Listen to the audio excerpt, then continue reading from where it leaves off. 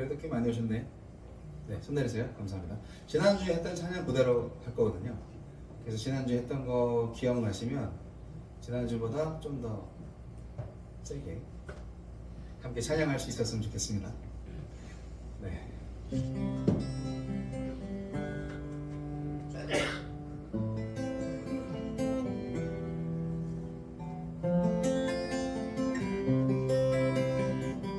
우리 다 함께 찬양하심으로 9월 둘째 주 늘푸른 교회 주일 예배를 시작하겠습니다. 온 땅에 주인 되신 주님이 내 이름 아시며 상한 마음 돌보네. 온 땅에 주인 되신 주님이 내 이름 아시며 상한 맘 돌보네. 어둠을 밝히시는 새벽별 방황하는 내 맘 주의 길 비추시네. 나로 인함이 아닌 주의 행하신 일로 나의 행함이 아닌 오직 주로 인하여 나는 오늘 피었다 지는 이름 없는 꽃과 같네. 바다에 있는 파도 안개와 같지만 주는 나를 붙드시고 부르짖음 들으시며 날 귀하다 하시네.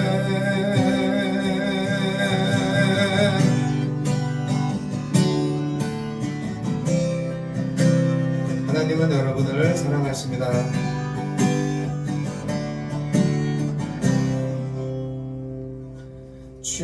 주님은 나의 죄를 보시고 사랑의 눈으로 날 일으키시네. 바다를 잠잠하게 하시듯 내 영혼의 폭풍 고요케 하시네. 나로 인함이 아닌 주가 행하신 일로 나의 행함이 아닌 오직 주로 인하여 나는 오늘 피었다 지는 이름 없는 꽃과 같네. 바다에 있는 파도 안개와 같지만 주는 나를 붙드시고 부르짖음 들으시며 날 귀하다 하시네. 나는 오늘 피었다 지는 이름 없는 꽃과 같네. 바다에 있는 파도 안개와 같지만 주는 나를 붙드시고 부르짖음 들으시며 날 귀하다 하시네. 나 오직 주의 것 나 오직 주의 것 나 오직 주의 것 나 오직 주의 것 나는 주님의 것입니다.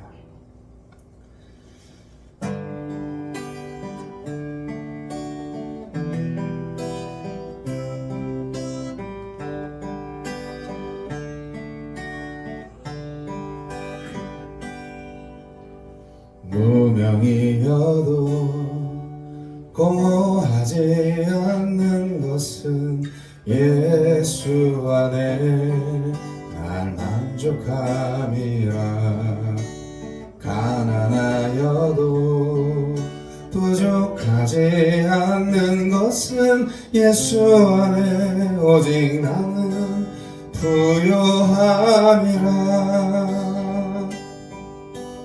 고난 중에도 견뎌낼 수 있는 것은 주의 계획 믿기 때문이라 실패하여도 일어설 수 있는 것은 예수 안에 오직 나는 승리함이라 난 예수로 충만하네 난 예수로 충만하네 난 예수로 충만하네 영원한 왕 내 안에 살아계시네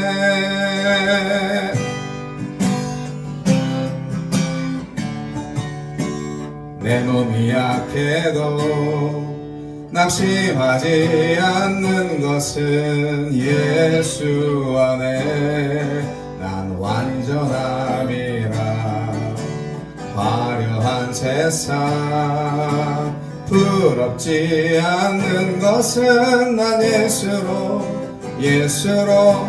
충만함이라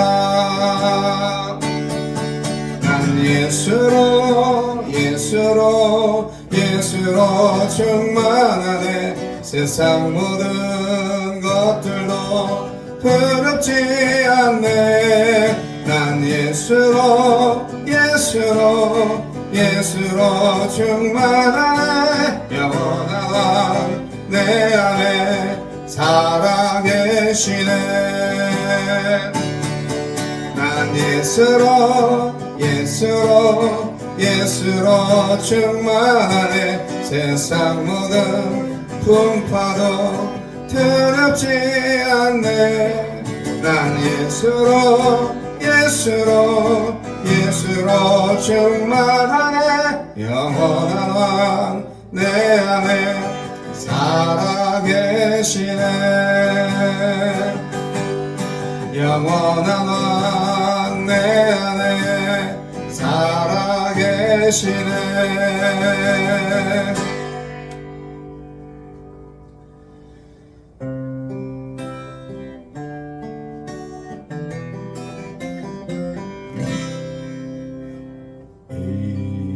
이곳에 생명샘 솟아나 눈물 골짝 지나갈 때에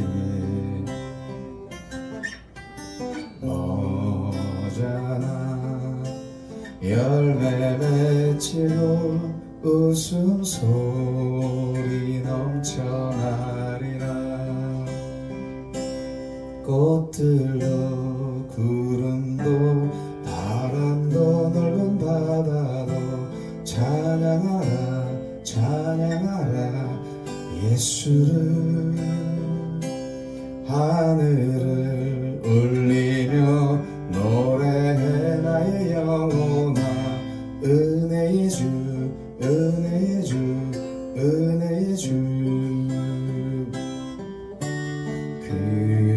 그날에 하늘이 열리고 모든 이가 보게 되리라 마침내 꽃들이 피고 영광의 주가 오시리라 꽃들도 구름도 바람도 넓은 바다도 찬양하라 예수를 하늘을 울리며 노래해 나의 영혼아 은혜의 주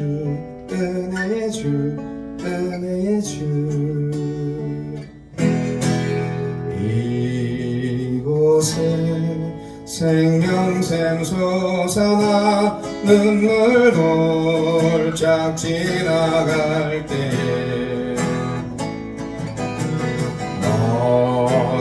너잖아 열매 맺히고 웃음소리 넘쳐나리라. 꽃들도 구름도 바람도 넓은 바다도 찬양하라 찬양하라 예수를. 하늘을 울리며 노래해 나의 영혼아 은혜의 주 은혜의 주 은혜의 주.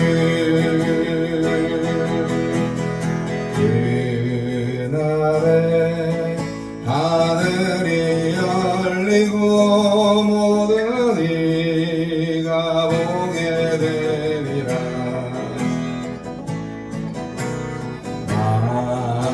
마침내 꽃들이 피고 영광의 주가 오시리라.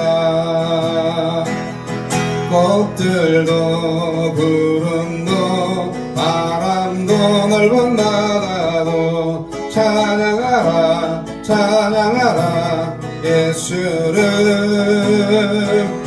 하늘을 울리며 노래해 나의 영혼아 은혜의 주 은혜의 주 은혜의 주. 아멘.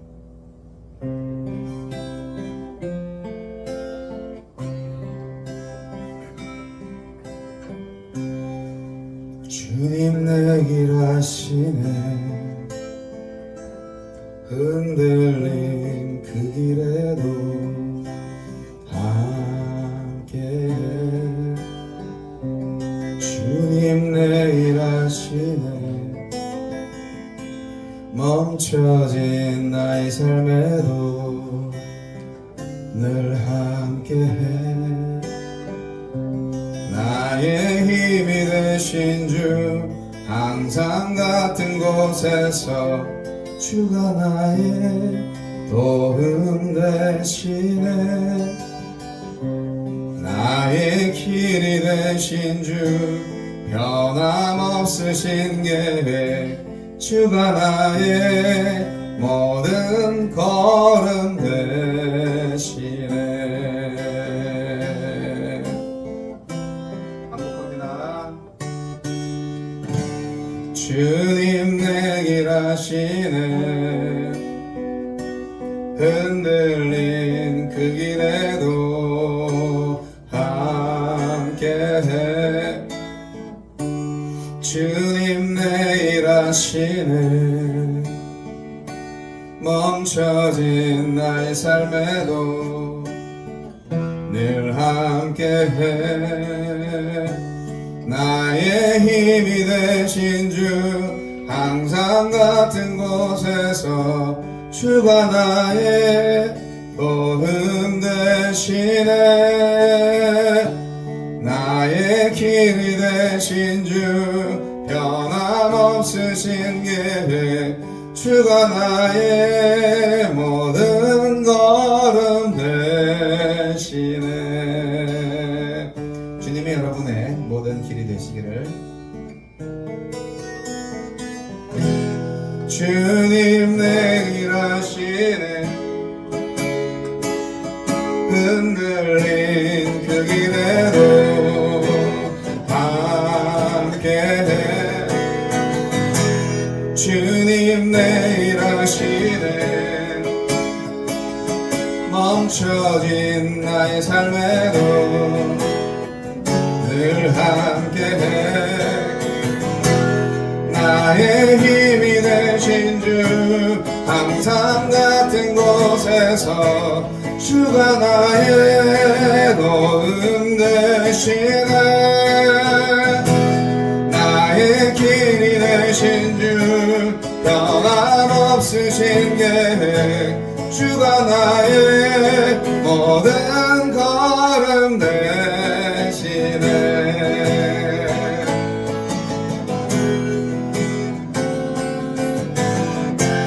주님 내길 하시네. 흔들린 그 길에도 함께해. 주님 내길 하시네. 멈춰진 나의 삶에도 늘 함께해. 나의 힘이 되신 주, 항상 같은 곳에서 주가 나의 거름 되시네.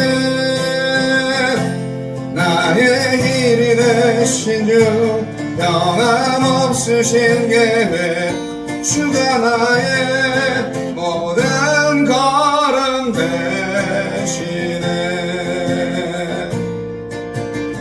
주님이 나의 모든 걸음 되십니다. 주님 내길 하시네. 흔들린 그 길에도 함께해. 주님 내길 하시네. 멈춰진 나의 삶에도 늘 함께해. 나의 힘이 되신 주, 항상 같은 곳에서 주가 나의 모든 되시네. 나의 길이 되신 주, 변함없으신 계획, 주가 나의 모든 걸음 되시네. 나의 힘이 되신 주, 항상 같은 곳에서 주가 나의 도움 되시네. 나의 길이 되신 주, 변함없으신 계획, 주가 나의 모든 걸음 되시네.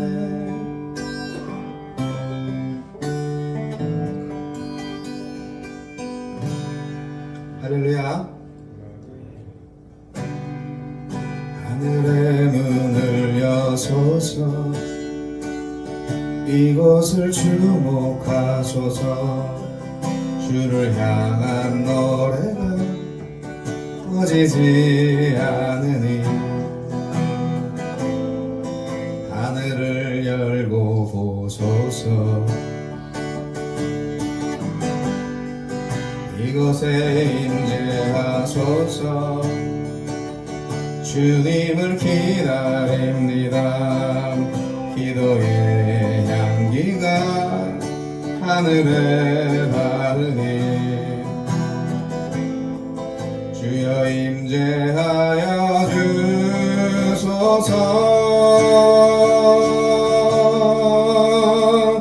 이곳에 오셔서 이곳에 앉으소서. 이곳에서 드리는 예배를 받으소서. 주님의 이름만이 오직 주의 이름만이 이곳에 있습니다. 이곳에 오셔서 이곳에 앉으소서. 이곳에서 드리는 예배를 받으소서. 주님의 이름만이 오직 주의 이름만이 이곳에 있습니다.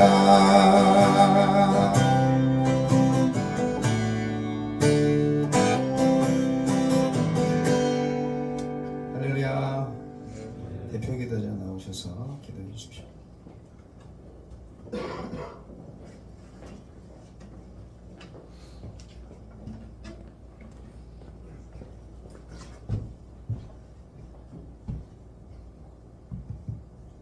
기도드리겠습니다.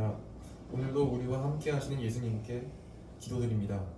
뜨거운 한여름이 지나고 선선해지는 9월 초가을에 하나님 앞에 수많은 156대대 용사들이 오늘도 주님 앞에 모였습니다. 훈련과 많은 부대 일정 속에서 용사들을 안전하게 지켜주시고 늘 함께 하시는 하나님을 저희는 믿습니다. 마음속에 있는 불안한 마음과 걱정하는 제 자신이 오늘 예배를 통해 없어질 수 있는 시간이 될 수 있게 해주시옵소서. 또한 하나님 앞에 예배드리기 위해 모인 수많은 용사들과 목사님에게 이번 한 주를 뜻깊게 보낼 수 있게 도와주시옵소서. 오늘 예배가 끝난 후에도 내 안에 하나님을 믿고 내 옆에 있는 사람들을 사랑하고 내 앞에 있는 수많은 일들을 잘 해낼 것이라고 믿습니다. 예수님의 이름으로 기도드리겠습니다. 아멘.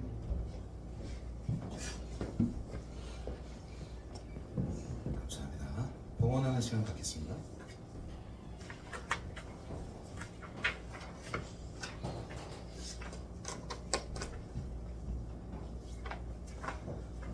모든 것이 주께로부터 왔으니 이 예물을 주께 드리나이다.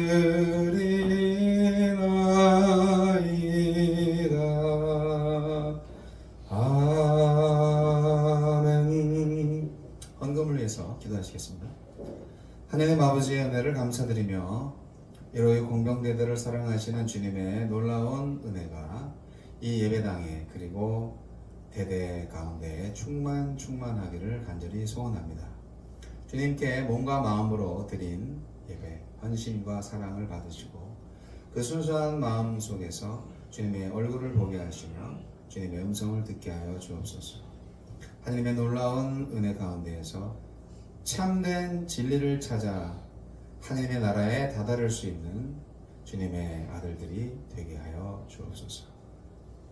예수님 이름으로 감사하며 기도합니다. 아멘.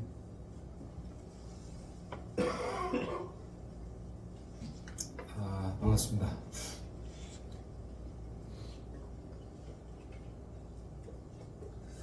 오늘은 특별히 제가 설교 원고를 여기 이제 게시하려고 합니다. 그래서 앞에를 보시면 이제 이렇게 이걸 다 읽으려고 하니까요, 여러분 되게 지루할 것 같으시죠? 근데 집중을 하시면 굉장히 재밌습니다. 오늘 처음으로 시도하는 건데요. 자, 일단 먼저 오늘 참된 예배의 본질에 관한 메시지를 들으실 때 성경 말씀을 먼저 보겠습니다. 참된 예배에 대해서 시편 50편이 그 진리를 전하고 있는데요. 여러분 시편 50편 우리 같이 한 목소리로 앞에 화면을 보면서 읽도록 하겠습니다. 시작. 전능하시니 여호와 하나님께서 말씀하사 해 돋는 데에서부터 지는 데까지 세상을 부르셨도다. 온전히 아름다운 시온에서 하나님이 빛을 비추셨도다. 우리 하나님이 오사 잠잠하지 아니하시니 그 앞에는 삼키는 불이 있고 그 사방에는 광풍이 불리로다. 하나님이 자기의 백성을 판결하시려고 위 하늘과 아래 땅에 선포하여 이르시되 나의 성도들을 내 앞에 모으라. 그들은 제사로 나와 언약한 이들이니라 하시도다. 하늘이 그의 공의를 선포하리니 하나님 그는 심판장이시미로다. 셀라. 내 백성아 들을지어다. 내가 말하리라. 이스라엘아 내가 내게 증언하리라. 나는 하나님 곧 내 하나님이로다. 나는 내 재물 때문에 너를 책망하지는 아니하리니 내 번제가 항상 내 앞에 있음이로다. 내가 내 집에서 수소나 내 우리에서 숫 염소를 가져가지 아니하리니 이는 삼림의 짐승들과 뭇 산의 가축이 다 내 것이며 산의 모든 새들도 내가 아는 것이며 들의 짐승도 내 것이미로다. 내가 가령 줄여도 내게 이르지 아니할 것은 세계와 거기에 충만한 것이 내 것이미로다. 내가 수소의 고기를 먹으며 염소의 피를 마시겠느냐? 감사로 하나님께 제사를 드리며 지존하신 이에게 내 서원을 갚으며 환난 날에 나를 부르라. 내가 너를 건지리니 내가 나를 영화롭게 하리로다. 악인에게는 하나님이 이르시되 내가 어찌하여 내 율례를 전하며 내 언약을 내 입에 두느냐? 내가 교훈을 미워하고 내 말을 내 뒤로 던지며 도둑을 본즉 그와 연합하고 간음하는 자들과 동료가 되며 내 입을 악에게 내어주고 내 혀로 거짓을 꾸미며 앉아서 내 형제를 공박하며 내 어머니의 아들을 비방하는도다. 내가 이 일을 행하여도 내가 잠잠하였더니 내가 나를 너와 같은 줄로 생각하였도다. 그러나 내가 너를 책망하여 내 죄를 내 눈앞에 낱낱이 드러내리라 하시는도다. 하나님을 잊어버린 너희여 이제 이를 생각하라. 그렇지 아니하면 내가 너희를 찢으리니 건질 자 없으리라. 감사로 제사를 드리는 자가 나를 영화롭게 하느니 그의 행위를 옳게 하는 자에게 내가 하나님의 구원을 보이리라. 아멘. 오늘 이 말씀을 통해서 참된 예배의 본질에 관한 교훈을 드리고자 합니다. 결론의 말씀은 바로 이 마지막 23절이죠. 자, 여러분 여기는 어떤 곳이죠? 이 공간이 어떤 곳입니까? 예배당입니다. 예배당. 그래서 여기는 예배하는 곳이에요. 예배를 하기에 가장 좋은 장소입니다. 근데 예배는 여기에서만 드리는 게 아니라 모든 삶의 영역과 장소에서 드릴 수 있습니다. 자, 시편 얘기를 해볼게요. 총 12편의 아삽의 찬송시가 수록되어 있습니다. 시편 73편부터 83편까지 11편의 찬송시와 오늘 시편 50편이 찬송, 즉 이스라엘의 찬송 150편 중에서 12개가 아삽이라는 사람이 지은 시예요. 나머지 시들은 다윗이 지었거나 아니면 뭐 다른 사람이 지은 건데, 아삽이 누구냐? 언약궤가 예루살렘으로 옮겨져 왔을 때 헤만, 에단과 함께 찬송하는 직무를 맡은 레위인입니다. 레위인이라는 것은 뭘 말하는 거냐? 이스라엘에 12지파가 있는데 땅을 분배받지 않고 오직 성전, 성막의 일, 종교적인 일만 전담으로 하는 지파, 레위 족속들을 레위인이라고 합니다. 레위인 중에서 제사장이 나오는 거고요. 그래서 헤만, 에단, 여두, 헤만, 에단이 여두이지. 그리고 이 아삽, 요 세 사람이 그야말로 요즘 말하면 저 같은 사람이죠. 찬양 목사. 근데 이제 다윗 시대에는 국가 선거대가 조직되어 있었고 이 사람들이 국가 공무원들이에요. 그래서 이분들을 통해서 전체 나라가 하나님을 예배했던 거죠. 자, 아삽의 통치 시대에 아삽과 그의 아들들이 음악을 통해서 예언도 했어요. 그러니까 음악하는 분들이, 찬양 사역자들이 말씀을 전하는 거, 왜 찬양 사역자가 노래만 하지 설교를 하고 그러냐 하면서 목사님들 이렇게 막 뭐라 그러시는데, 성경에는 음악 사역자도 예언을 한다. 그렇게 좀 알아주시면 감사하겠어요. 그래서 저는 목사지만 또 찬양 사역자들이 찬양하면서 이렇게 멘트하는 거 뭐 그렇게 나빠하지 않습니다. 물론 이제 가끔 헛소리를 할 때도 있지만, 그러나 하나님의 기소에서 이렇게 허락하신 예언의 말씀을 할 때는 모두가 다 하나님의 말씀으로 들어야 되겠죠. 물론 노래만 했을 때도 있어요. 여하튼 사람마다 다 다르니까. 자, 아삽의 시편을 보면요, 두 가지, 하나님에 대한 예배와 이웃에 대한 인간의 의무를 다루고 있습니다. 십자가가, 여기 십자가가 안 보이는데 이 십자가를 좀 달아내야 될 것 같아. 그죠? 다음 주에 우리 군종 용사님들 여기다가 한번 십자가를 다는 방향으로 한번 연구를 해봅시다. 뒤에 십자가가 놀고 있는데, 십자가가 더하기 표잖아요. 근데 수평선이 있고 수직선이 있어요. 그래서 이 수직선은 하나님과 인간을 향한 이음줄이고, 이 수평선은 사람과 사람을 이어주는 이음줄이다. 그렇게 상징적으로 얘기를 합니다. 그래서 오늘 시편 보면 하나님께 대한 관계, 그리고 이웃에 대한 관계에 대한 사명이 잘 나와 있습니다. 시편 50편은요, 오늘 읽으신 이 시편은 특히 이 기독교 신앙의 진리와 생명을 등한시하고 오직 외적 의식만을 중요시하는 그런 가식적이고 외식적인 태도에 대한 신랄한 공격의 말로 채워져 있습니다. 잘 보셨는지 모르겠지만 말이죠. 아삽의 시대에는요, 이스라엘 사람들이 성전에 가서 하나님께 예물을 드리는 거, 뭐 양도 갖다 바치고 소도 갖다 바치고 뭐 곡식도 갖다 바치고, 그런 걸로만 자기가 예배를 다 했다고 생각했던 것 같아요. 그 사람들은 습관적으로 형식적으로 제사를 드렸고 마음의 갈급한 심령으로 하나님을 찾지 않았습니다. 그 결과 그들은 어떻게 됐냐? 형식주의에 빠지게 됐어요. 매너리즘에 빠지게 됐어요. 외적 규율에 지나친 관심을 가진 나머지 영적 본질을 잃어버린 거죠. 이러한 상황에서 찬양 예언자 아삽은 당시의 부패적인 종교 상황에 대해서 아픔을 가지고 외식하는 종교 지도자들과 백성들을 향한 각성의 외침을 시로 표현한 겁니다. 아삽의 시편에 의하면 뭐가 나와 있죠? 아까 읽은 시편 말씀 그대로 하나님은 전능하신 분이다. 전 우주적인 하나님이시고 모든 민족의 심판주이시다. 바로 이러한 하나님의 심판 기준이 언약을 통한 하나님과의 교제에 달려있다고 5절 6절에 묘사하고 있어요. 그러니까 하나님과의 교제가 제대로 이루어지면 복을 받지만 하나님과의 교제가 좀 어그러지면 벌을 받는다. 그런 거죠. 하나님께서는 자신과 함께 언약을 맺은 이스라엘 백성을 부르시고 복을 주세요. 하나님은 자기 백성을 부르시는 이유가 복을 주시기 위해서요. 그래서 하나님의 출현은 악인에게는 심판의 시작이지만 반대로 의인에게는 고통의 끝입니다. 이 여기서 아삽이 말하는 의인은 누구냐?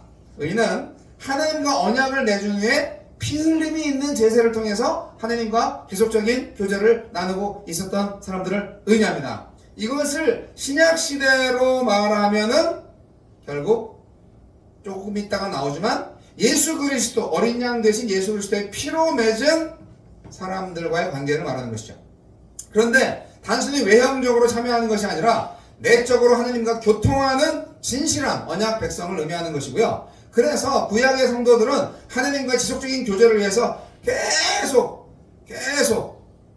동물의 희생 제사를 드려야만 했습니다. 그것이 구약 제사 제도의 법이었어요. 그랬는데 오늘날에는 예수 그리스도께서 어린 양으로서 단 한 번 완전한 제사를 드림으로써 이제 계속 양을 죽일 필요가 없는 거죠. 우리는 예수 그리스도의 희생을 통해서 그분의 대속 제물 되심을 통해서 영원히 하나님과 교제할 수 있는 길을 가게 되었습니다.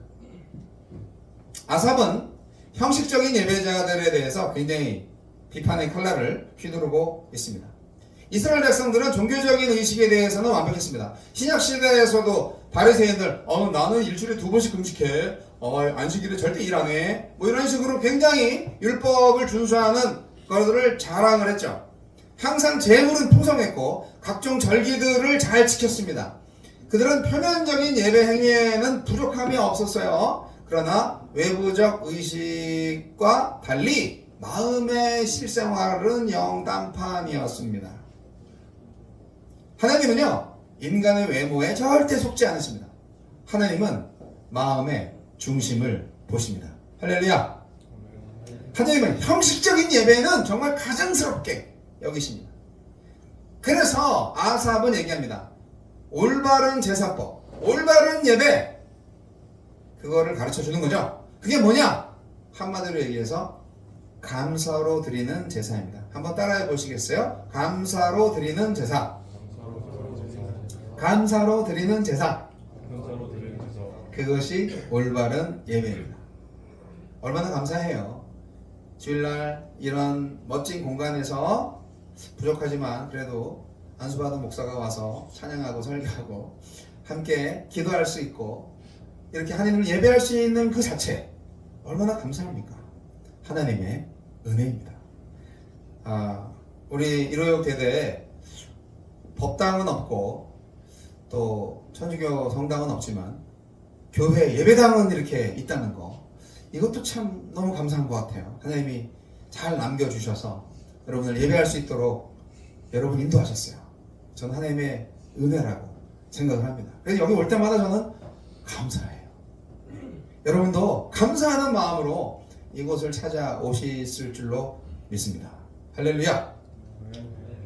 하나님은 감사로 드리는 제사를 기뻐하십니다. 감사로 드리는 제사. 그리고 또한 하나님께 대한 서원 있죠. 약속하는 거. 하나님과의 엄숙한 약속을 이행하는 것을 제사의 핵심으로 말하는데요. 하나님은 자발적으로 실천되는 제사를 기쁘게 받으세요. 억지로 하는 거 말고. 그리고 또 마음을 찢고 통회하는 기도와 진실한 감사의 찬양을 원하세요. 그런 의미에서 예수 그리스도는 이렇게 말씀하셨죠. 하나님은 영이시니 예배하는 자가 영과 진리로 예배할지니라고 요한복음 4장 24절에 말씀하고 있습니다. 이 영과 진리로 예배하는 것이 오늘날 신약시대를 살아가는 우리들에게 참된 예배의 본질을 제대로 가르쳐 주는데요. 영은 내적인 것이고 이제 진리는 예수 그리스도의 말씀을 의미합니다. 그리고 진실한 말과 행실도 포함되죠. 자, 이렇게 예배는 무미건조한 예식이나 행사가 아니라 기쁨과 감사와 찬양이 넘치는 인격적 헌신입니다. 예배는 녹도, 찬송, 기도, 교동문, 사도신경, 주기도문, 설교 이런 거가 나열되어 있는 그 의식만 예배가 아니고요. 여러분이 어디서 밥 먹고 떠들고 교제하고 웃고 울고 사람들과 부대끼면서 지식을 볶고 여러분 훈련도 받고 내부 사무실에서 이렇게 덕담 나누고 취미생활하고 커피 한잔하고 담배 피고 이 모든 생활 가운데에서 하나님과의 관계 속에서 일어나는 감사와 찬양이 넘치는 인격적 헌신이 바로 예배라는 거예요. 여러분의 모든 일상생활이 예배가 될 수 있습니다. 그 일상생활에서의 예배가 영과 진리로 드리는 예배가 아니고 진실한 예배가 아니면 여러분이 이 예배당에 나와서 드리는 예배도 다 헛거죠. 하나님은 마음의 중심을 보시는 하나님이다. 분명히 마음에 새겨 넣으시기 바랍니다. 좀 하는 척 하지 마시고 그냥 하세요. 그럼 되잖아요. 예배에 대해서 열심히 제가 설명하는 것을 잘 귀담아 들으시는 자는 복이 있을지어다. 예배는 하나님만을 유일한 구원자이시고 환난날의 피난처로 인식하고 전 인격을 통해서 그분과 끊임없이 교제하는 것입니다. 예배가 뭐라고요? 교제하는 것. 할렐루야. 예배는 뭔가 드리고 바치고 이것도 예배지만 그것이 전부가 아니라 끊임없이 하나님과 만나는 것. 그게 예배라고요. 사랑하는 사람들, 연인 간에 한번 사랑에 폭 빠진 사람들, I'm falling in love 이런 사람들은 그 순간 애인을 예배하고 있는 겁니다. 애인을 향한 사랑에 폭 빠졌으니까. 그와의 관계, 그와의 교제, 끊임없는 교제, 그를 예배하고 있는 거예요, 서로가. 예배의 그 본질을 아시겠어요? 예배는 뭐다? 하나님께 드리는 것이기도 하지만 교제하는 것이다. 아삽은 당시 이스라엘이 가지고 있던 잘못된 예배 개념을 바꿨습니다. 구약시대부터 이랬다니까요. 아삽은 정말 선견자였어요. 그는 자꾸 헌금만 바치고 땡. 돈 많이 버는 사람들은 헌금 아무것도 아니에요. 그냥 나 헌금 많이 내잖아. 목사는 설교나 잘하지? 그러면서 헌금만 내고 아무것도 안 해. 그게 예배가 아니라고요. 재물은 하나님께서 꼭 받으셔야만 하는 거라기보다는 감사함으로 드리는 재물이 될 때 하나님이 기쁨을 얻을 수 있다는 차원에서 재물이 중요한 거예요. 물론 예배할 때 예물도 안 바치는 사람은 또 그 마음속에 하나님이 없을 수도 있어요. 다 필요한 거예요. 근데 재물을 바치지만 그 속에 내 마음이 없다. 하나님께 드리는 마음이 없다. 그것도 꽝인 거죠. 재물은 모두 하나님의 소유입니다. 하나님이 말씀하시잖아요. 너네가 바친 염소 그 피 먹고 마시겠냐? 야, 내가 너희들 집에 있는 거 내가 다 가져오냐? 이 세상에 있는 모든 게 다 내 거야. 내가 만들어줬잖아. 하지만 너희들이 나한테 그렇게 바치는 것은 너희들의 마음을 나한테 표현해 주는 거기 때문에 그 마음을 보고 내가 너희들한테 또 복을 주는 것이지. 그런 입장인 거예요. 하나님의 입장은. 자, 하나님은 영이시니까 물질적인 재물과 함께 영적 헌신이 동반돼야 한다고 아삽은 말하고 있습니다. 그래서 그러한 가운데에서는 뭐라면 재물이 하나님의 소유입니다. 감사합니다. 그 모든 주신 재물을 감사하며 그 중에 일부를 이게 하나님의 것입니다 라고 고백하는 의미로 이 예물을 드립니다 하면서 11조를 바치고 감사한 걸 바치는 것이죠.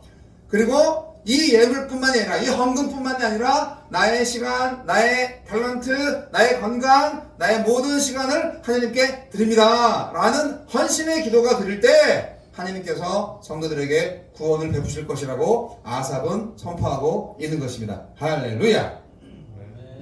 자, 아삽은 공허한 의식주의에 빠져있는 이스라엘의 종교 생활에 대한 하나님의 책망을 계속 전달하고 계속해서 이스라엘의 위선적인 생활 태도를 비판하고 있습니다.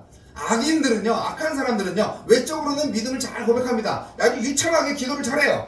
그러나 내용은 없는 거죠. 성경 말씀도 잘 외웁니다. 하나님의 율례를 암송하고 언약을 들추어냅니다. 나 하나님과 약속을 한 약속의 백성이죠 하면서, 하지만 내적으로는 하나님을 무시하고 멸시하고 심지어 경멸합니다.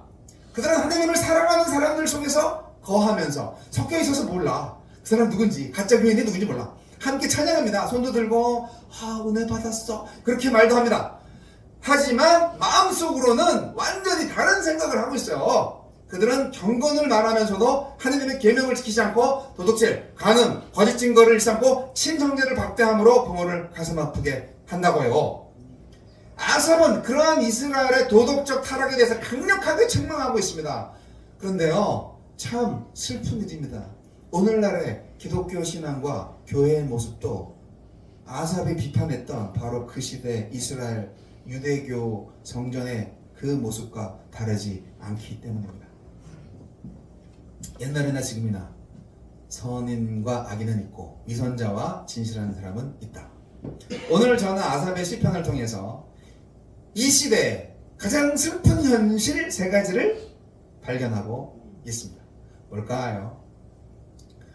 제가 보는 관점이니까 여러분, 첫째, 하나님께서 예배를 받지 않으신다. 예배를 안 받으셔. 하나님이 예배를 안 받으셔. 우리는 예배를 열심히 하고 있는데 하나님은 안 받아. 뭔 일이래? 시편 말씀 다시 봅니다.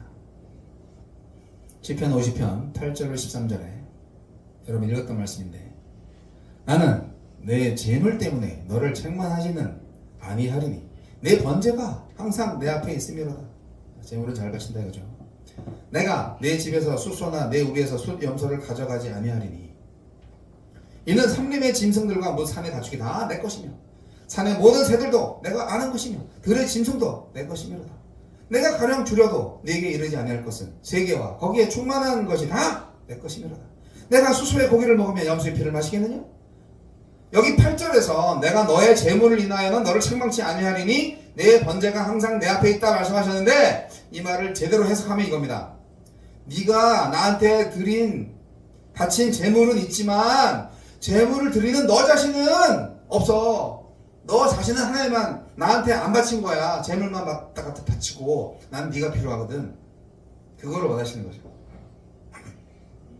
우리가 고향에 추석날 부모님한테 가서 어머님 사랑합니다, 선물이에요 하면서 선물 이따시만하게 해갖고 이제 딱 바치고, 엄마 저 바쁜 일 있어 회사일로요 금방 올라가야 돼요. 그래서 휙 올라왔다고 생각해보세요. 그러면 어머님 마음은 어떻게 했어요? 명절날에 아들이 왔는데 돈만 선물만 쥐어주고 휴리를 가버리더라. 얼마나 마음이 허전하겠어. 마음이 없는 거지. 명절날에 왔으면 돈이 문제가 아니라 몸이 가고 마음이 가고 함께 시간을 지내고 가족과 함께 교제하는 것이 그 어머님한테는 1년 기다렸는데 라는 생각을 하시지 않겠습니까? 비유가 맞는지 모르겠지만 하나님도 마찬가지죠.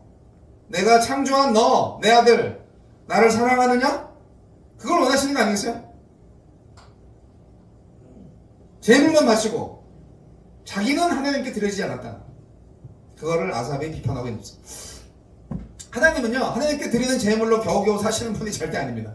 예배를 아무리 많이 드려도, 아무리 많은 재물을 드려도 그 재물을 바치는 사람의 마음이 드려지지 않으면 아무런 소용이 없습니다. 고로 신약에서 사도 바울이 로마서 12장 1절 이렇게 말씀하셨죠? 그러므로 형제들아 내가 하느님의 모든 자비하심으로 너희를 권하노니 너희 몸을 하느님이 기뻐하시는 거룩한 산 제사로 드리라. 이는 너희의 드릴 영적 예배니라. 자꾸 저한테요, 제가 이제 세상에 사회에 나가면은 목사님 같지 않다고 그래요. 네, 교회 우리 성도들하고 만나면은 목사님 같지 않다고. 근데 사회에 나가면은 혹시 목사님 아니세요? 또 이렇게 말을 해요. 그러니까 제가 교회 사람들하고 만나면은 좀 약간 날라리 목사 같고, 이제 사회 사람들, 예수 안 믿는 사람들하고 만나면은 조금 목사의 좀 분위기가 나는 것 같아요. 여러분들한테는 어쩐지 모르겠지만 잘 보세요. 어떤 그 친구가 저한테 전도사님이었는데 그분이 그러더라고. 목사님, 좀 영적인 일에 좀 집중 좀 하세요. 세상 일 좀 너무 많이 하지 마시고. 그렇게 저를 사랑하는 마음으로 그렇게 말씀하신 건데 영적인 일이 뭐야? 라고 제가 되묻고 싶었어요. 기도하고 찬송하고 말씀 읽고 좀 그런 거 좀 열심히 많이 하세요. 목사님이 자꾸 이렇게 일만 하시고 그러면 안 되죠. 그러시더라고. 일하는 게 어때서? 여기 보니까 거룩한 산 제사를 드리라. 이는 너희의 드릴 영적 예배니라고 말씀하시잖아요. 노동하는 거 영적인 일 아닌가요? 모든 일상생활 가운데에서 육적인 일과 영적인 일, 그런 거 구분할 수 있습니까? 그렇지 않아요. 하나님은 모든 것을 같이 봅니다. 영, 육, 혼을 다 찔러 쪼개서 보시기 때문에 우리는 하나님을 속일 수 없습니다. 우리는 노동의 기도를 할 수가 있어요. 삶의 예배를 할 수가 있습니다. 여러분, 산 제사, 살아있는 제사, 몸을 드리라는 거지, 삶을 드리라는 거죠. 그게 영적 예배래요. 바울 사도가 얘기합니다. 로마서 기록된 영적인 일과 육적인 일이 따로 있다고 생각하지 마십시오. 자, 두 번째, 슬픈 현실. 이 시대, 이 세상의 슬픈 현실. 첫째는 뭐였다? 하나님이 우리 예배를 받지 않으신다. 두 번째 슬픈 현실. 하나님께서 원하시는 삶과 정반대로 살고 있다. 누가? 우리가. 자, 시편 50편 16절로 20절에 그걸 고발하고 있는 겁니다. 악인에게는 하나님이 이르시되 네가 어찌하여 내 율례를 전하며 내 언약을 네 입에 두느냐. 네가 교훈을 미워하고 내 말을 내 귀로 던지며 도둑을 본즉 그와 연합하고 간음하는 자들과 동료가 되며 내 입을 악에게 내어주고 내 혀로 거짓을 꾸미며 앉아서 내 형제를 공박하며 내 어머니의 아들을 비방하는도다.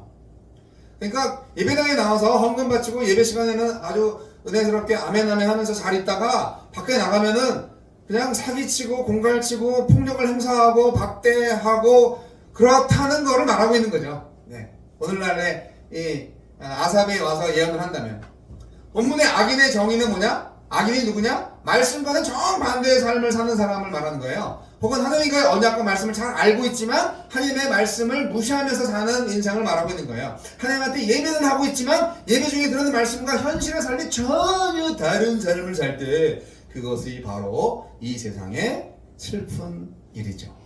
너무너무 슬픈 일이에요. 너무너무 슬픈 일이 요즘 너무 많이 일어나고 있죠. 이사야의 시대를 다시 살펴보면 이사야가 예언할 때 이러한 얘기가 있죠. 이사야도 아주 대선지자죠. 이사야 1장 13절 15절 말씀. 헛된 죄물을 다시 가져오지 말라. 분향은 나의 가증히 여기는 바요. 월삭과 안식일과 대회로 모이는 것도 그러하니 성회와 아울러 악을 행하는 것을 내가 견디지 못하겠노라. 부흥회도 하지 말라는 얘기네. 대회로 모이는 것도 싫다고. 내 마음이 너희의 월삭과 정한 절기를 싫어하나니 그것이 내게 무거운 짐이라 내가 지기에 곤비하였느니라. 예, 헌금 많이 바쳐도 그게 무거우시다는데. 너희가 손을 펼 때에 내가 눈을 가리우고 너희가 많이 기도할지라도 내가 듣지 아니하리니 이는 너희의 손에 피가 가득함이니라. 고 이사야 선지자도 예언을 했습니다. 이스라엘 백성들이 참 죄를 많이 졌죠. 그래서 참된 예배의 삶이 아닌 정반대의 삶을 살기 때문에 아무리 그 사람이 하나님께 기도해도 듣지 않으시겠다고 하는 거죠. 하나님께서 눈을 가리신다는 표현을 하시는 거예요. 우리가 열심히 예배하고 있는데 노준현 목사도 열심히 목이 터져라 막 기타 막 줄이 끊어져라 하면서 찬양하고 기도하고 있는데 하나님이 귀 막고 눈 가리고 그러면 제가 뭐가 되겠습니까? 절망이죠. 죽음보다도 못한 그런 현실이 오늘날 이 세상에 있다는 것입니다. 야고보서 2장 14절로 17절 이렇게 말하고 있습니다. 내 형제들아 만일 사람이 믿음이 있노라 하고 행함이 없으면 무슨 이익이 있으리요? 그 믿음이 능히 자기를 구원하겠느냐?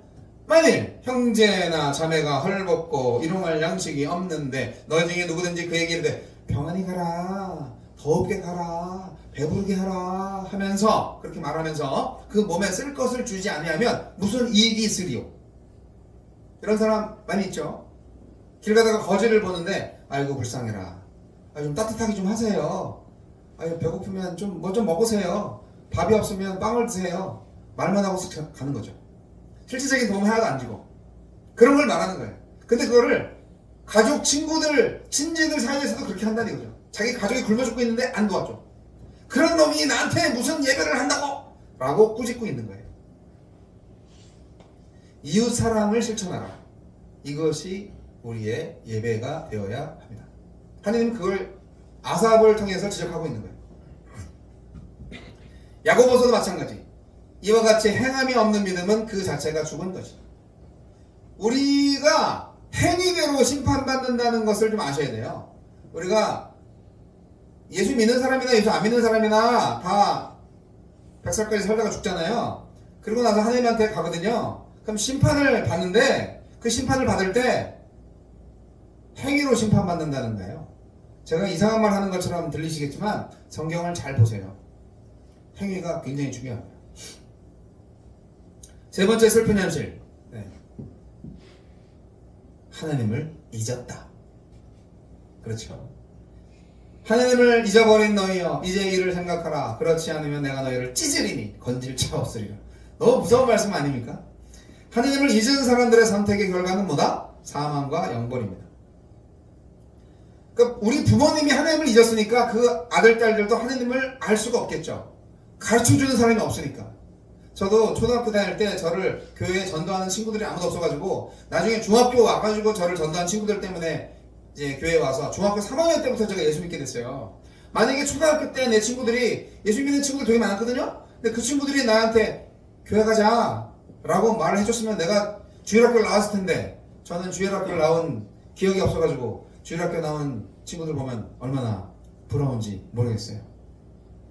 저의 신앙 출발은 중학교 3학년 때부터였기 때문에 주일학교 나온 친구들 보면 아주 부럽습니다. 그것이 어떻게 보면 친구를 잘 만나서 그렇지만 저도 부모님들이 예수를 안 믿었기 때문에 모태신앙은커녕 어렸을 때부터 복음을 들을 수 있는 기회를 아예 갖지를 못한 거죠. 참 불행한 거죠. 그럼에도 불구하고 친구들의 전도로 복음을 알게 됐으니까 그럼에도 불구하고 감사한 거죠. 그럼 목사까지 되시니까 너무 좋죠. 그런데 분명한 것은 하나님을 알지 못하는 사람들은 그 종말이 아주 슬픕니다. 하나님을 잊어버린 사람들은 어떻게 한다고요? 찢어버린다고. 하나님을 잊으면요 생명을 잃어버리는 거예요. 바람의 겨와 같은 삶, 의미와 목적을 상실한 삶, 그를 조종하는 사탄의 뒤를 따라서 살게 되는 거예요. 하나님 없이 어떻게 살아요? 저의 신앙은 그렇습니다.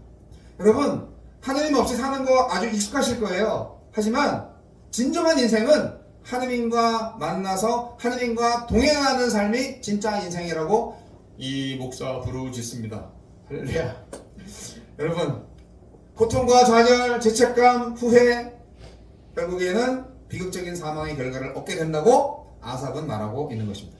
다시 정리합니다. 자, 이 세상에 가장 슬픈 일 세 가지 뭐였죠? 첫째, 하나님께 드리는 예배를 하나님이 받지 않으신다. 둘째, 하나님께서 원하시는 예배와는 정반대로 우리가 살고 있다. 셋째, 하나님을 잊었다. 이것이 오늘날 아삽이 보는 현실이기도 하고 노준현 목사가 보는 현실이기도 합니다. 자, 그러면 이렇게 끝나면 너무 슬프니까, 그렇다면 하나님으로부터 이런 슬픈 말씀이 들려지지 않게 하기 위해서는 어떻게 해야 할까요? 귀 있는 자는 들을지어다. 23절 말씀이 결론이에요. 네. 여러분, 이 말씀 같이 읽어볼까요? 네, 거의 다 끝났어요. 정신 차리고. 자, 오늘 시편 50편 23절 말씀. 보이는 자는 같이 읽어보세요. 시작. 감사로 제사를 드리는 자가 나를 영화롭게 하나니 그 행위를 옳게 하는 자에게 내가 하느님의 구원을 보이리라. 아멘. 이 말씀 뼛속 깊이 새기시기 바랍니다. 두 가지 답이 있어요. 이 세상의 가장 슬픈 현실, 하느님이 우리 예배를 받지 않으신다. 우리가 하느님을 다 잊었다. 우리는 하느님 반대로 살고 있다. 하느님 뜻과 반대로 살고 있다. 이 세 가지의 슬픈 현실을 극복하는 방법 두 가지. 첫째, 감사의 제사로 하나님께 영화롭게 예배를 하는 것입니다. 감사의 제사를 드리는 것. 감사가 넘치는 인생 되시기 바랍니다. 두 번째, 바른 행실을 통하여서 하나님과의 신뢰와 사랑의 관계를 유지하는 것. 두 가지입니다. 감사는 찬양과 연결됩니다. 그래서 모든 일에 저를 일요일 공병대대로 불러주신 것을 감사합니다. 오늘 근무 잘 서게 해주심을 감사합니다. 오늘 뭔가 좀 실수해서 얼차려 받게 해주신 것 또한 감사합니다. 얼차려라는 말 쓰나요? 안 쓰나? 뭐라 그러지? 이 옛날 용어 같아. 요즘 안 쓰는 것 같아. 예, 정신 차려. 예. 를 얼이라죠. 얼. 옛날 우리나라 말인데 제가 논산훈련소에 있을 때 얼차려 실시 해가지고 이제 뭐 하는 거 있었어요. 예, 여하튼 우리가 나쁜 일이든 좋은 일이든 감사하는 거예요. 하느님 감사합니다. 감사하는 사람은 마음에 기쁨이 있어요. 여유가 있어요. 아유, 내가 무슨 전생에 무슨 죄를 지었길래 이런 억울한 일을 당하나. 아유, 정말 뭐 같네 하면서 이렇게 욕이 나오고 불만 불평이 나오고 그러면 우리 인생이 아주 지저분해집니다. 그러나 억지로라도 우리가 감사하면, 그 인생은 새옹지마라고 하잖아요. 감사하면, 감사할 수 있는 마음이 있으면 우리의 마음이 부자가 되고 우리의 표정이 천사가 될 겁니다. 여러분 무조건 감사하세요. 그것이 하나님을 영화롭게 합니다. 할렐루야. 여러분의 기분도 좋아지게 하지만 하나님을 영화롭게 한다고. 삶이 예배라고 그랬잖아요. 그러니까 감사의 제사로, 감사의 인생으로 하나님께 영광 돌리는 여러분 되시기 바랍니다. 두 번째, 바른 행실을 통해서 하나님과의 신뢰와 사랑의 관계를 유지하라. 여기서 우리의 참으로 복된 생명력이 공급될 수 있다는 말인데요. 바른 행실은 뭐냐? 하나님의 말씀대로 순종하는 삶을 사는 거죠. 그것은 바로 공의와 사랑입니다. 자, 참된 예배의 본질은 이것입니다. 감사로 드리는 예배고 거룩하고 정의로운 생활입니다. 거룩하다는 것은 죄와 분리되어 있다는 걸 말하는 거죠. 그리고 정의로운 생활, 공평한 생활, 진실한 삶, 이것이 하나님께 예배가 되는 것입니다. 여러분 거짓말하지 마세요. 쓸데없이 거짓말하지 마세요. 뭔가 좀 잘못했다? 자기한테 항상 유리한 식으로 얘기하는 게 굉장히 습관적으로 되어 있는데 그냥 진실을 말하고 매 한 번 맞는 게 훨씬 마음이 편합니다. 여러분 진실하게 사세요. 그 진실이 하나님을 영화롭게 하고 모두에게 깨끗함을 줍니다. 우리는 너무나 거짓말을 많이 하기 때문에 인생이 지저분해져요. 거짓말을 하면 또 거짓말 해야 되잖아. 그 거짓말을 또 가리기 위해서. 여러분 코로나 바이러스가 전 세계를 강타했을 때 대부분의 교회가 문을 닫았어요. 예배 못 드렸죠. 뭐 5명 이상 모이지 말아라, 뭐 이렇게 10명 이상 모이지 말아라.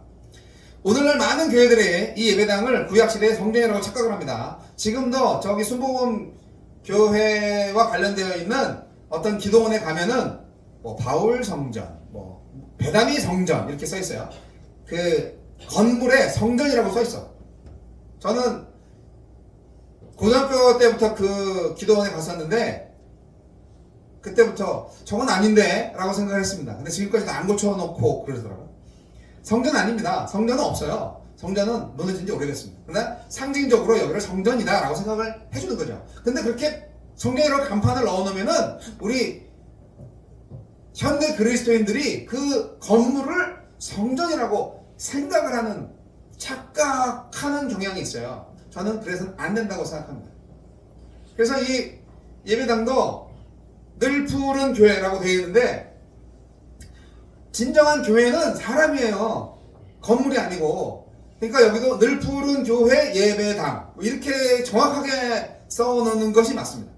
근데 그것을 의미적으로 늘 푸른 교회 간판 걸어놓으면 여기에 늘 푸른 교회가 모이는 곳이라고 생각을 할 수 있기 때문에 틀린 말은 아니지만 우리가 의미적으로 그렇게 알아야 된다는 것이죠.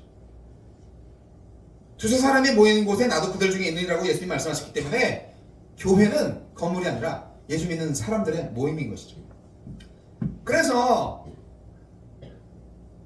예배당에 못 가니까 예배가 안 되는 것처럼 사람들이 생각했는데 많은 사람들이 유튜브로 예배를 했는데요. 저는 그 하나님이 하신 거 아닌가? 라는 생각이 들었어요. 하나님께서 코로나 바이러스를 허락하셔가지고 우리의 형식적인 예배마저 싹 중단시키셨다. 이렇게 생각을 했어요. 그 당시에. 마음의 중심을 보시는 하나님께서 여러분 예배당에만 계시겠어요? 성전에만 계시겠어요? 저와 여러분 마음속에 계시잖아요. 여러분이 오줌 싸고 똥 싸는 바로 그곳에서도 하나님이 계시지 않겠어요? 오늘 찬송 중에 맨 마지막 찬송 사실상 제가 별로 마음에 안 들어하는 찬송 중에 하나예요. 근데 이렇게 의인화시킴으로써 우리가 마음속에 그런 마음으로 하나님께 예배한다라는 생각을 갖게 해주기 때문에 찬송을 하긴 했어요. 하늘의 문을 여소서 원제 임재라는 건데 이곳을 주목하소서 주를 향한 노래가 꺼지지 아니하니 하늘을 열고 보소서. 하나님이 하늘에만 있나? 하늘 창을 쫙 열고 우리를 보시나? 이곳에 임재하소서 주님을 기다립니다. 기도의 향기가 하늘에 닿으니 주의 임재해 주셔서. 그러면 아직 임재하지 않았다는 얘기잖아. 이 가세대로 말하면 예수님이 우리 안에 거하시지 않나요? 예수님을 우리가 구세주로 영접했을 때 이미 예수님은 우리 안에 거하세요. 임마누엘이라는 그 이름 자체가 우리와 항상 함께 계시다는 뜻이 있는 것처럼 주의 성령을 우리가 받지 않으면 예수 믿는 사람으로서 신자가 될 수가 없어요. 그런데 아직도 이 찬송을 부르는 사람들은 임재를 안 하는 거지. 근데 잘못했다는 건 아니고 약간 더 부연 설명이 필요하다는 거예요. 임재를 경험하게 해달라는 기도가 되는 거예요. 임재는 하고 계신데 우리가 느끼지 못하니까 임재 항상 함께 하시지만 그 임재를 좀 경험하게 해달라고, 마음의 뜨거움, 뭉클함 이런 것들을 좀 느끼게 해달라고, 내 앞에 하나님이 계신 것처럼 하나님 임재해 주세요. 이 말은 임재를 충만하게 강력하게 역사해 달라고 느끼게 해달라는 기도죠. 그런 걸로 해석해서 저는 찬송을 합니다. 그래서 오해하게 할 수 있는 가사이기 때문에 별로 좋아하진 않지만, 그러나 또 이곳에 왔으니까 이곳에서 특별히 하나님의 임재를 경험하게 해달라는 기도가 이 찬송 안에 포함될 수가 있기 때문에 지난주 또 이번 주에도 이 찬송을 한 건데요. 자, 중요한 것은 마음의 중심을 보시는 하나님께서 우리의 생활 속에 계시다. 그래서 생활 속에 계시는 하나님께 우리는 어떻게 예배할 수 있을 것인가, 그거를 말씀드리려고 이 말씀을 드리는 겁니다. 한국 기독교는 코로나 시대를 겪으면서 여러 가지 교훈을 얻었는데요. 코로나를 통해서 각종 그 이단들이 나타났어요. 예. 너무 열심히 모이시더라고, 그 이단 교회들도. 그래서 매스컴도 많이 탔죠. 사이비 종교단체들 엄청나게 나왔습니다. 근데 우리 기독교도 마찬가지였어요. 예, 여러분, 대면 예배 꼭 해야 된다. 왜 모이기를 폐하는 자들의 어떤 사람들의 습관과 하지 말아야 된다라고 하면서 모여야 된다 하면서 몰래 모이는 목사님들 많이 있었죠. 성도들도 많이 있었고, 그리고 그때 국가 권력에 대해서 되게 욕하고 막 그랬어요. 전 다 이해가 됩니다. 하지만 그게 형식이에요.